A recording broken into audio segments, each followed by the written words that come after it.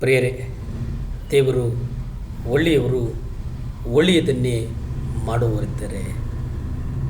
ದೈವಿಕ ಪ್ರೀತಿಯಲ್ಲಿ ಜೀವಿಸುವಂಥದ್ದು. ಒಬ್ಬ ವ್ಯಕ್ತಿ ದೈವಿಕವಾಗಿ ಜೀವಿಸುವಂಥದ್ದು ಬಹಳ ಮುಖ್ಯ. ಯಾಕಂದರೆ ಮನುಷ್ಯನ ಸಹಜ ಗುಣ ಏನಿದೆ, ಆ ಮನುಷ್ಯನ ಸಹಜವಾದಂಥ ಗುಣವನ್ನು ನಾವು ಗಮನಿಸಿದಾಗ ಮನುಷ್ಯ ಸದಾಕಾಲ ಅನೇಕ ಸಂದರ್ಭಗಳಲ್ಲಿ ಅವನು ಮರೆತು ಬಿಡ್ತಾನೆ. ಆದರೆ ಅವನ ಹುಚ್ಚು ಕಲ್ಪನೆಗಳಲ್ಲಿ ಅವನು ದೈವಿಕ ಪ್ರೀತಿಯನ್ನು ತಪ್ಪಾಗಿ ಗ್ರಹಿಸ್ತಾನೆ. ಅದಕ್ಕೆ ನಾವು ಒಂದು ಉದ್ದೇಶ, ದೇವರು ನಮ್ಮನ್ನು ಕರೆದಿರುವಂಥ ಒಂದು ಉದ್ದೇಶ ಏನಿದೆ, ಆ ಉದ್ದೇಶದಿಂದ ನಾವು ನಡೆಯಬೇಕಾಗಿದೆ. ಪ್ರಿಯರೇ, ಆ ಉದ್ದೇಶ ನಮ್ಮನ್ನು ನಿಜವಾಗಲೂ ನಡೆಸ್ತದೆ.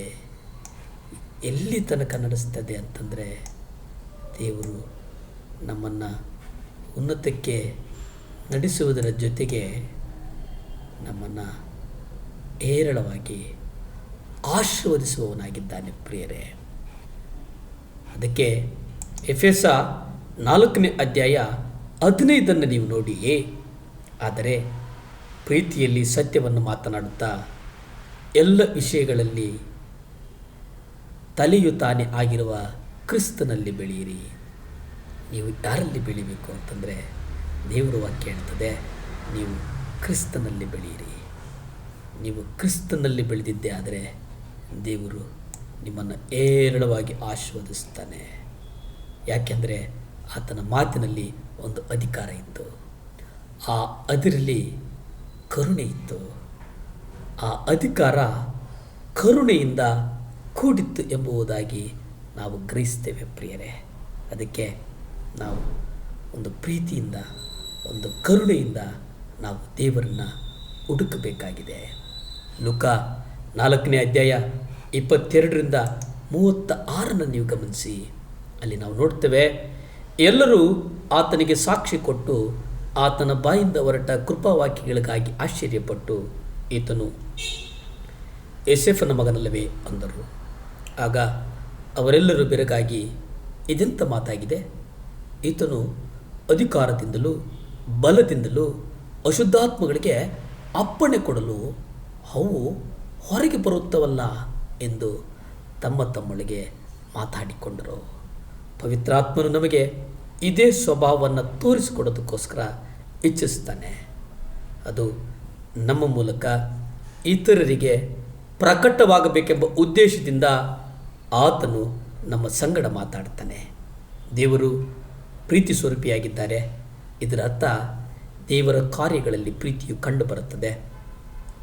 ದೇವರ ಮೂಲ ಸ್ವರೂಪ ಪ್ರೀತಿಯಾಗಿದೆ. ಯೇಸು ಕೇವಲ ಪ್ರೀತಿಯ ಕ್ರಿಯೆಗಳನ್ನು ಮಾಡಲಿಲ್ಲ, ಹೋದ ಕಡೆಯಲ್ಲೆಲ್ಲ ಉಪಕಾರಗಳನ್ನು ಮಾಡುವುದು ಆತನ ಸ್ವಭಾವವಾಗಿತ್ತು. ಅದಕ್ಕೆ ಅಪೊಸ್ತಲ ಕೃತ್ಯಗಳು 10ನೇ ಅಧ್ಯಾಯ 38 ಹೇಳ್ತದೆ, ದೇವರು ನಜರೇತಿನ ಯೇಸುವನ್ನು ಪವಿತ್ರಾತ್ಮನ ಬಲದಿಂದಲೂ ಅಭಿಷೇಕಿಸಿದನೆಂಬುದನ್ನು, ಹೇಗೆ ಆತನು ಒಳ್ಳೆಯದನ್ನು ಮಾಡುತ್ತಾ ಸೈತಾನನಿಂದ ಬಾಧಿಸಲ್ಪಡುತ್ತಿರುವರೆಲ್ಲರನ್ನು ಗುಣಮಾಡುತ್ತಾ ಸಂಚರಿಸಿದನೆಂಬುದನ್ನು ನೀವು ತಿಳಿದಿದ್ದೀರಿ. ಯಾಕೆಂದರೆ ದೇವರು ಆತನ ಸಂಗಡ ಇದ್ದಾನೆ ಎಂಬುದಾಗಿ ನಾವು ನೋಡ್ತೇವೆ. ಅಂದರೆ ಯೇಸುವಿನ ಹೃದಯದಲ್ಲಿ ದೇವರ ಪ್ರೀತಿ ಧಾರಾಳವಾಗಿ ಸುರಿಸಲ್ಪಟ್ಟಿತು. ಪ್ರಾರ್ಥನೆ ಮಾಡಿಕೊಳ್ಳೋಣವೇ. ಭೂಮಿ ಆಕಾಶಗಳನ್ನು ಉಂಟು ಮಾಡಿದಂಥ ಸರ್ವಶಕ್ತನಾದಂಥ ದೇವರೇ, ಸ್ತೋತ್ರನಪ್ಪ. ವಿಶೇಷವಾಗಿ ಸ್ವಾಮಿ, ಈ ಮುಂಜಾನೆಯ ಪ್ರಾರ್ಥನೆ ನಿಮ್ಮ ಕರಗಳಿಗೆ ಒಪ್ಪಿಸ್ತೇನೆಯ್ಯ. ಯಾರ್ಯಾರು ಪ್ರಾರ್ಥನೆಯಲ್ಲಿ ಏಕೀಭವಿಸಿದಾರಪ್ಪ, ಅಪ್ಪ, ಅವರ ಕರೆಗಳನ್ನು ನೀನು ನೋಡುವವನಾಗಿದ್ದೀಯ ಸ್ವಾಮಿ. ದೇವರೇ, ಅವ್ರಿಗೆ ಬೇಕಾದನ್ನು ಕೊಡು ಸ್ವಾಮಿ, ಸಹಾಯ ಮಾಡು, ಸುಖ ಕೊಡು, ಬಲ ಕೊಡು ದೇವರೇ.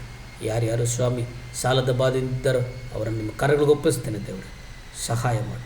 ನಜರೇತಿನ ಯೇಸು ಕ್ರಿಸ್ತನ ಅಧಿಕಾರದ ನಾಮದಲ್ಲಿ ಬೇಡಿ ಬಂದು ಪ್ರಾರ್ಥನೆ ಮಾಡಿ ಆಶೀರ್ವಾದಗಳನ್ನು ಒಂದು ಕಡೆದಲ್ಲಿ ಪರಮ ತಂದೆಯೇ. ಆಮೇನ್.